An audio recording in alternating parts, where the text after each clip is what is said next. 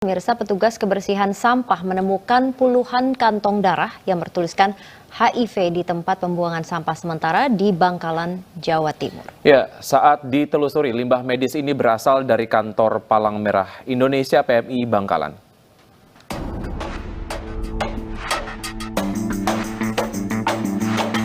Petugas kebersihan Dinas Lingkungan Hidup Kabupaten Bangkalan, Madura, Jawa Timur terkejut saat menemukan puluhan limbah medis berupa kantong darah di tempat sampah milik warga. Dari tumpukan kantong darah, sebagian bahkan bertuliskan HIV. Tak hanya itu, terdapat pula selang medis dan alat bekas pakai lainnya.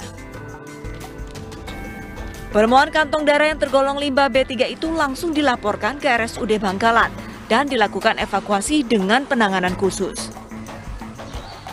Akibat peristiwa ini, Palang Merah Indonesia Bangkalan menyatakan permohonan maaf dan mengatakan insiden ini murni karena keteledoran pihak mereka. Yang jelas memang itu keteledoran kami, di luar kendali, di luar kontrol kami ketika itu terikut buangan sampah yang biasa rumah tangga di kantor. Tapi yang jelas untuk penanganan limbah yang ditempatkan adalah termasuk limbah medis, limbah B3 itu kami sudah sekian tahun bekerjasama dengan PT Nusa ya dok ya. PT Nusa untuk mengatur dan melakukan pemusnahan dan sebagainya, mekanismenya mereka yang tahu. PMI Bangkalan juga akan melakukan evaluasi agar kejadian serupa tidak terulang kembali. Dari Bangkalan, Jawa Timur, Taufik Syahrawi, Ainis melaporkan. Dan untuk mengetahui informasi lebih lanjut, kita sudah terhubung dengan Bapak Saad Asjari, Ketua PMI Bangkalan. Selamat siang Pak Saad.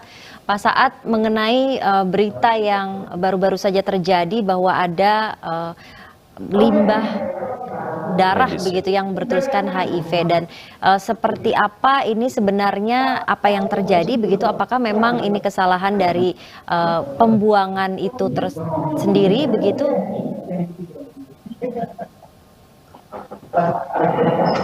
Halo. Ya, Pak Saad. Pak Saad, selamat Ya. siang.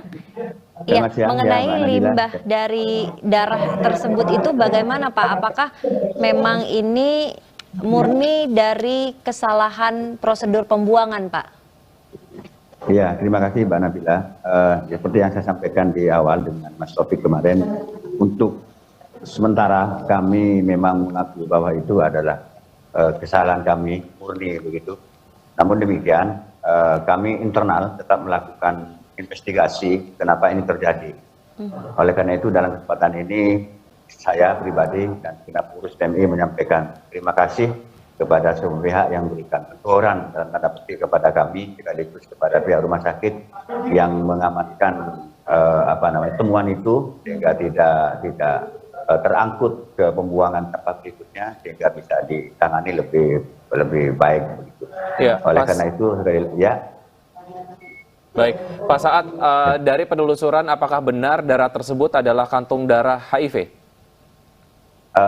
Kami tidak bisa belum bisa memastikan karena benar tidaknya itu harus melalui uji darah dulu, Mas.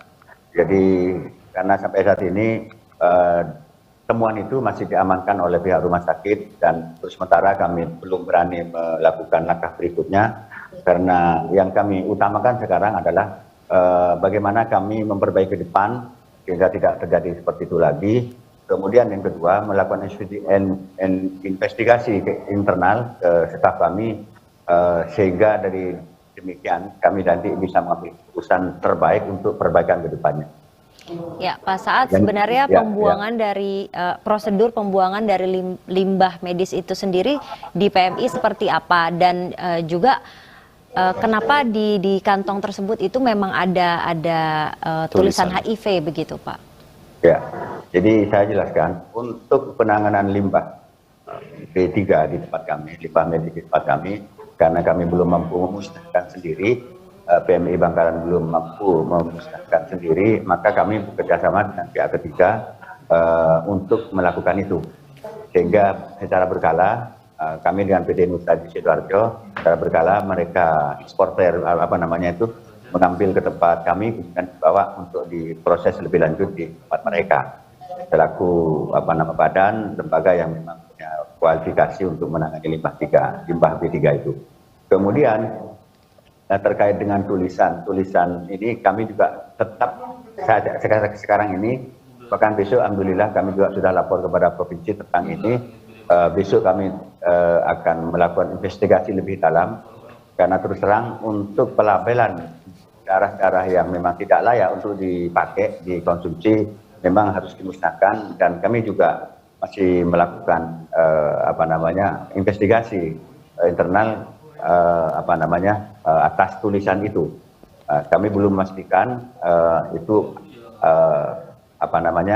staf kami atau bagaimana, kami belum bisa memastikan. Tapi yang paling penting adalah bagi kami secara pribadi, secara lembaga, ini kami sangat terima kasih masyarakat begitu peduli terhadap hal safety seperti ini, kepada siapapun, kepada teman Ponpes, kemudian TV juga kami berterima kasih, sehingga dengan demikian ini sebagai penyemangat bagi kami untuk bekerja lebih baik.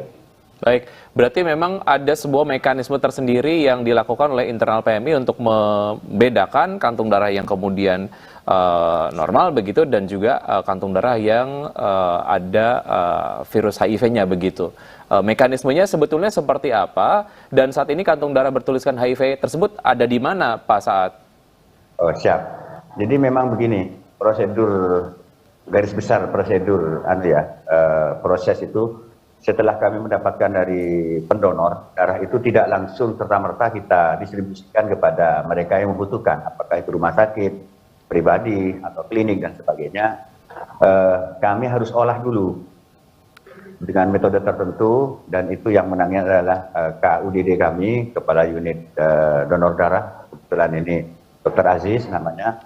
Itu diproses untuk menetapkan dan meyakinkan bahwa darah itu aman, darah itu tidak bermasalah, dan layak untuk didistribusikan kepada pihak yang menentukan. Atas darah-darah yang bermasalah, apapun penyebabnya, itu memang harus dimusnahkan, harus dipilah dan harus dimusnahkan, apapun penyebabnya. Apakah karena memang dari pendonornya, kemudian memang ada faktor-faktor lain, itu harus kita amankan, harus kita musnahkan. Biasanya darah-darah yang tidak terpakai ini yang dimusnahkan itu langsung dibuang atau ada proses khususnya, Pak? Dan darah yang kemarin ini ditemukan saat ini berada di mana? Baik, untuk darah yang tidak layak untuk dipakai itu kami tampung di tempat tertentu, kemudian nanti secara berkala dari PT Nusa itu akan mengambil ke tempat kami, dan prosedur yang mereka miliki terkait utamanya adalah dan safety-nya, keamanannya, untuk dibawa ke tempat mereka memusnahkan gitu. Kemudian untuk katakanlah BB begitu ya, Mbak Anu ya, iya. Mbak Nabila, itu BB sekarang ini masih diamankan di rumah sakit, ada di rumah sakit. Nah, nanti bagaimana kami akan koordinasi lebih lanjut, apakah langsung dimusnahkan atau bagaimana. Hari ini kami akan melakukan komunikasi dengan pihak rumah sakit. Baik. Karena memang ya. Terima kasih atas penjelasannya Pak Saad. Yang diharapkan dari masyarakat adalah ada sebuah evaluasi yang menyeluruh agar kejadian serupa tidak terulang lagi ya Pak. Terima kasih atas informasinya. Selamat bertugas kembali. Pemirsa, Satuan Narkoba Polres Asahan berhasil menggagalkan penyelundupan 50 kg sabu di Jalan Lintas CI Jawi-Jawi, Asahan, Sumatera Utara. Ya, sabu tersebut rencananya akan dibawa ke Kota Medan.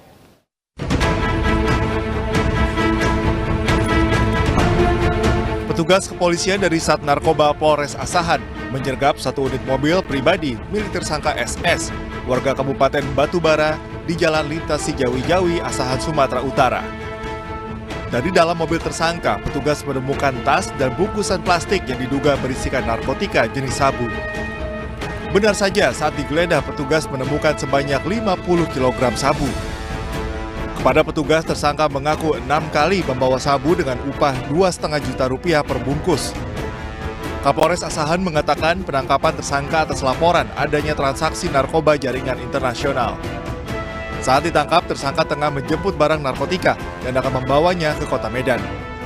Tersangka ini sudah melakukan pengedaran lebih kurang 6 kali. Yang terakhir ini yang ke-6 baru tertangkap.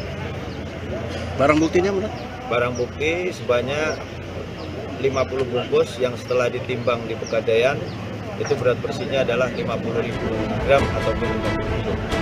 Petugas terus melakukan pengembangan terhadap kasus penyelundupan narkotika. Atas perbuatannya, tersangka pun terancam hukuman mati. Dari Asahan, Sumatera Utara, Ulil Amri, iNews melaporkan.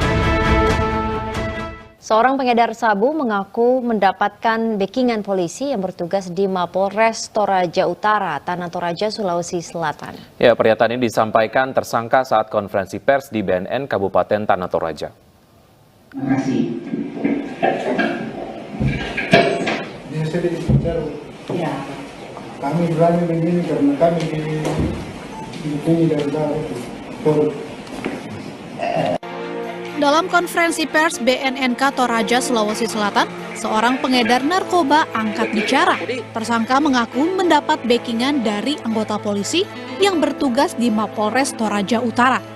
Bersama 3 tersangka lain, tersangka mengedarkan sabu melalui jalur Bandar Besar, jalur Sidrap. Dari 4 tersangka, petugas BNNK Tanah Toraja menyita hampir 45 gram sabu sebagai barang bukti. Menanggapi video viral tersebut, tim Propam Polda Sulawesi Selatan tengah memeriksa sejumlah anggota Polres Toraja Utara. Polda sudah menurunkan Propam untuk melakukan lidik terhadap informasi tersebut. Begitu juga dengan Polres juga menurunkan tim untuk melakukan lidik terhadap informasi yang telah disampaikan oleh tersangka narkoba tersebut. Apabila informasi tersebut benar, ya, tidak segan-segan Bapak Kapolda untuk melakukan tindakan. Saat ini pihak kepolisian daerah Sulawesi Selatan masih menunggu hasil penyelidikan. Jika benar ada polisi yang terlibat dalam membackingi pengedar narkoba tersebut, akan diberikan sanksi tegas. Tim Liputan iNews melaporkan. Ya, pemirsa, sidang kasus pengedaran narkoba yang menyeret Teddy Minahasa kembali digelar di Pengadilan Negeri Jakarta Barat.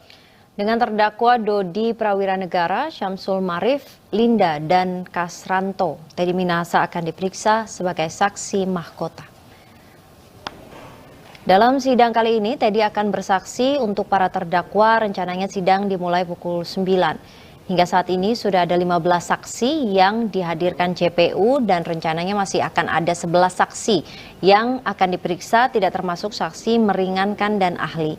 Teddy dan para terdakwa lainnya didakwa melanggar pasal 114 ayat 2 subsidi, pasal 112 ayat 2 junto, pasal 132 ayat 1 junto, pasal 55 Undang-Undang Nomor 35 Tahun 2009 tentang narkotika.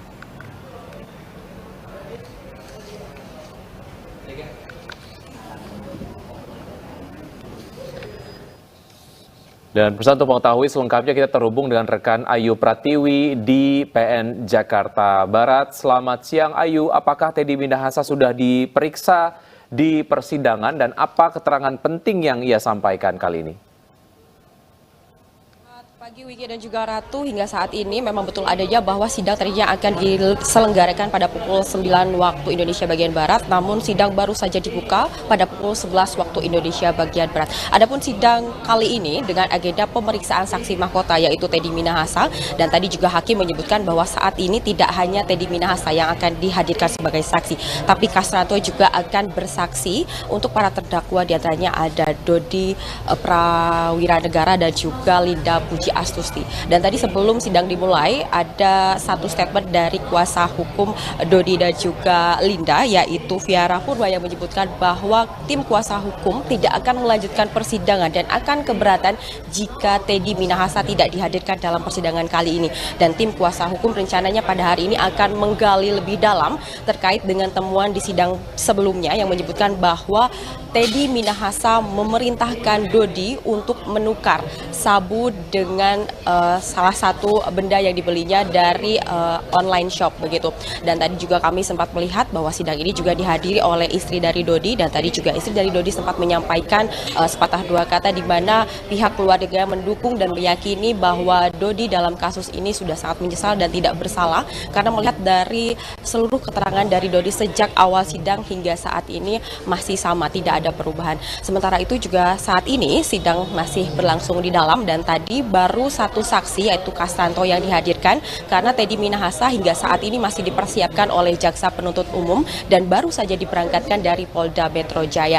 Dan para terdakwa ini didakwa telah melanggar undang-undang narkotika dengan pada intinya yang nantinya akan ada hukum pidana yang paling berat adalah hukuman mati atau hukuman penjara seumur hidup atau juga minimal hukuman penjara 20 tahun. Wiki dan Ratu.